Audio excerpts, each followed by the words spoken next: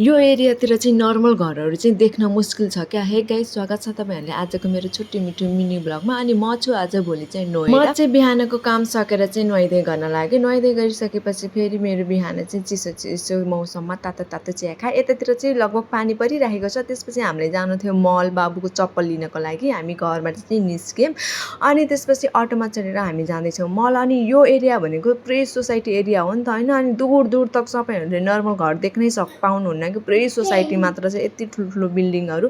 अनि यतातिर चाहिँ एकदम हरियाली छ। गुडगाउँमा चाहिँ त्यति हरियाली थिएन जति हरियाली यो नोएडामा छ होइन।